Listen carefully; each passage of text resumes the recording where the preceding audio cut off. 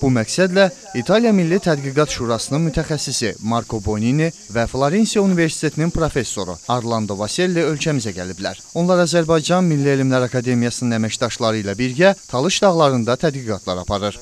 Hər halda biz zərərli neçə dənə mənbəydə ölçmüşük, normadadır.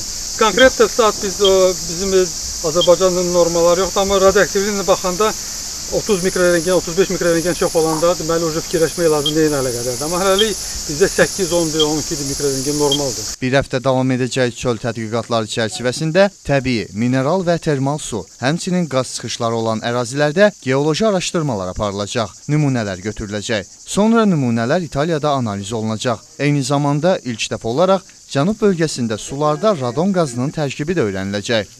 Bundan qabaq bu termal sularda, mineral sularda radon qatılığı öyrənilmirdi. İlk dəfə olaraq biz bu işə başlamışıq.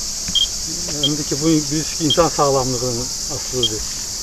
Bizdə də geologiya üstədə belə bir yeni istiqamət tibbi geologiya inkişaf olunur. Bu da onun bir qoludur.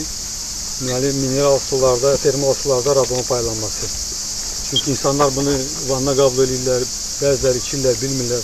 Tədqiqatların məqsədi fluidlərin geokimyəvi xassələrinin, helyum, arqon karbohidrogenlərin və karbon qazının izotop tərkibinin öyrənilməsi nəticəsində onların mənşəyinin müəyyən edilməsidir. Məhəmməd Rzayev, Elnur Ələkbərov, Vüsal Ələkbərov, Lənkəran.